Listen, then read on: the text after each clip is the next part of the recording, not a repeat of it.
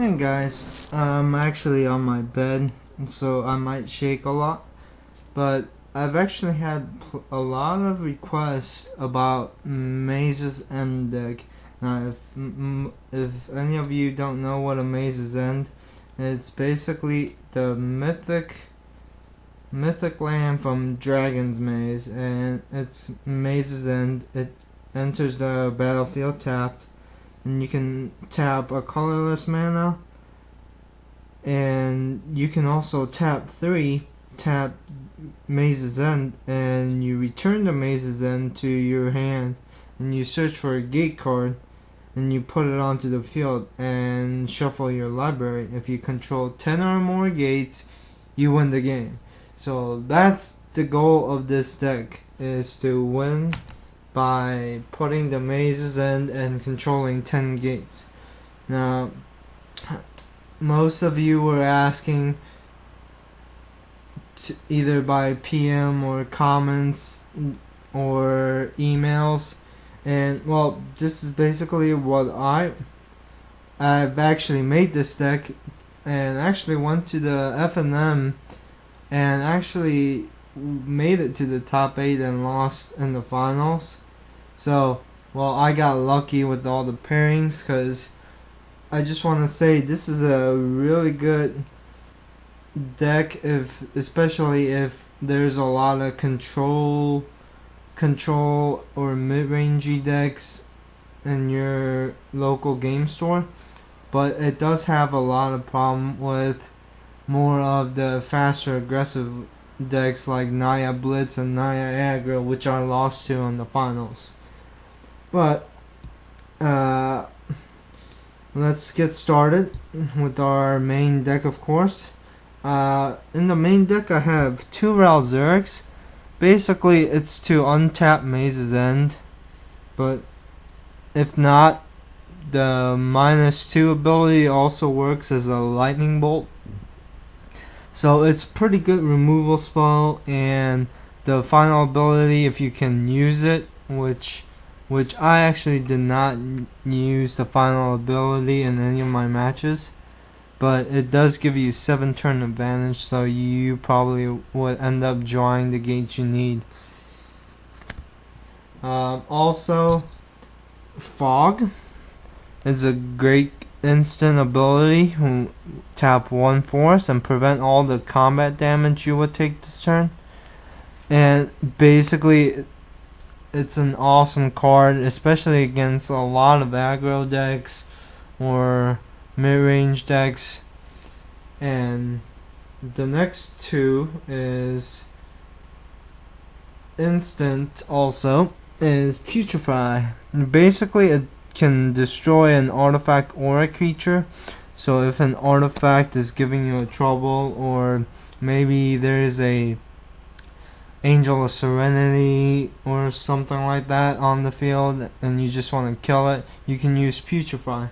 And also, for our last instant, and people have been asking, should we add this card? Well, my answer, of course, is yes. And I've added 2 Sphinx's Revelation, which basically we gain the life back of all the damage we took, and we get to refresh our hands with more gates or more control cards if we need to, or even a creature. And yes, I actually do have some creatures in this deck. Also, our next is my favorite, Supreme Verdicts. I have 3 in here. Basically destroys all creatures, and it can't be countered, so why not have it, right? And also, to take care of the much faster aggro decks, I've also added in 2 Muggings, and basically gets rid of their 1-drops and 2-drops, even maybe their 3-drops. And our next one, I love to play this against other planeswalkers, like maybe if they're playing Naya Blitz, or even possibly red-green aggro and they have Damirata. this takes care of it. Dreadbore kills a planeswalker or a creature, and basically essentially gets rid of the planeswalkers that's giving you a hard time, like Liliana the Veil I was facing. Also Jace Memory Adept if your opponent's playing mill for some reason. And our next card is, I personally prefer this card if I have a lot of mana, like 6 to be exact, and you guessed it, it's Amizium Mortars. Basically it deals 4 damage to each creature that you don't control, which is awesome, especially if your opponent is playing a really aggressive aggro deck and he's got all the creatures out there. That might cause you some problem. And also we're getting into our last sorcery, which is Urban Evolution. This will give us a fresh hand, like in the late game, with drawing 3 cards, and you can also play an extra land this turn. And now we're getting into creatures, and of course there are only 8 viable creatures in my deck that I consider viable, and they are for Gatecreeper Vine. Basically when it enters the battlefield you can search for a basic land or a gate card. And our other creature is also another playset of Ceruli Gatekeeper, which are these. You basically gain 7 life if you control 2 or more gates. Well, of course you're gonna have more than 2 gates out. And my favorite card that I learned to mainboard next is Crackling Perimeter. Basically for a couple turns when you don't get anything much, you can tap a untapped gate and it deals 1 damage to each opponent. So also this card is very, very good with multiplayer games and tabletop games when you have a lot of people. You deal damage to each one of them. Now, of course, here comes our mana base. We got 2 Selesnya Gate, 2 Rakdos, 2 Boros, and then we have 2 Ghouls, and then 2 Simics, and 2 Orzhovs. We got 2 Golgari, and 2 Izzet, and 2 Dimir, and 2 Azorius Gilgate. And ironically, I know people are gonna say, why did he put it in there? Couple mountains, just in case, you know, you got like experimental ones, especially in the Naya decks. They evolve so quickly if the opponent draws early on in the game, like turn 1 they drop a forest or forest producing shockland and they have an experimental one, they might be able to go crazy, like they might drop a mountain next turn and have Burning Tree, and Flinthoof Boar, which Flinthoof Boar will be a 3/3 because of the mountain. So it triggers twice, so it gets pretty big, so you probably want to get rid of it early, and that's what the mugging was for. And then of course 1 swamp, basically a swamp and a mountain, I think takes care of Dreadbore. Yep, swamp and a mountain takes care of Dreadbore. And of course our main theme of this deck, Maze's End. And yes, this is all the signatures of people I've beaten with this deck. I know I'm kind of a troll to do it, but I like having people sign my cards when they lose against a weird deck like Maze's End, Door to Nothingness. I had a lot of people sign Door to Nothingness too. So that's part of the main deck right here. Let me get rid of that.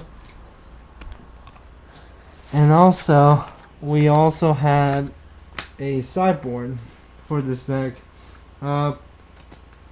Pretty much I'll run down why I put these in here. The three obvious one that I'm running is Elixirs of Immortality, because if I'm playing against, like, let's say anything that runs green right now, acidic slimes can destroy those gates.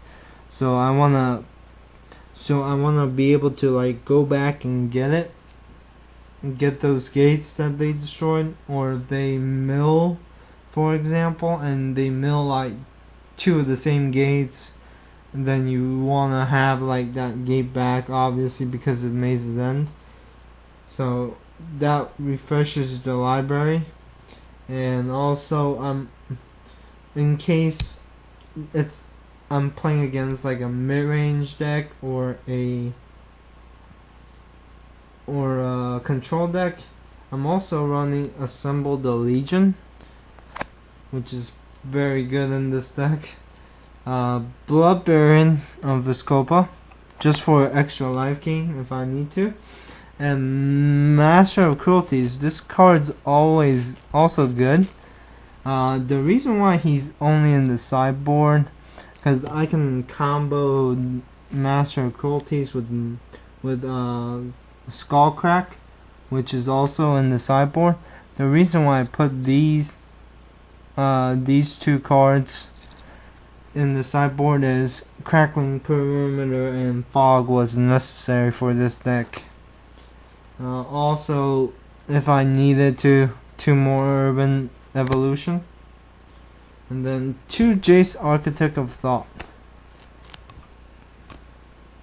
Let's see, and also Selesnya Guildgate, just in case they run more creatures and they're creature heavy and I don't have removal spells and they play a really powerful creature. And then also 2 Skullcracks to go with the Master of Cruelties. So that's pretty much it for this deck. There's nothing special about it other than the Maze's End, which is always fun to play.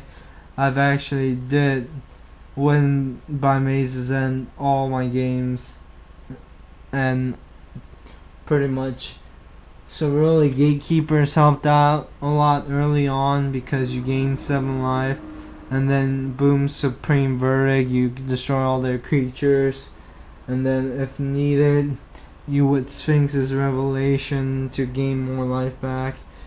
But Naya Blitz has been giving me the most problem with this deck, so I made all the possible adjustments I can think of for this particular day. So if you have any other suggestions, I'm really open to it. If you have other questions about this deck, I'm happy to answer. Just leave me a PM or a comment, or possibly email me.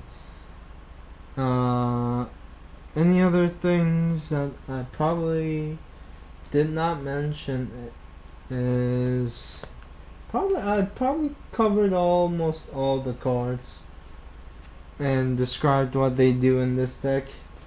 I think, yeah, this was probably a little too edgy for my first, so I'm willing to listen to opinions, see what I can improve on. So go ahead and rate, comment, and subscribe, and I'm hoping to do more of these deck techs because I love making decks.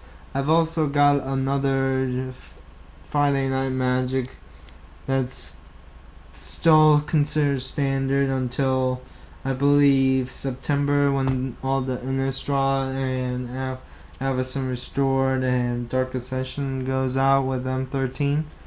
So until then, I'll see you guys later.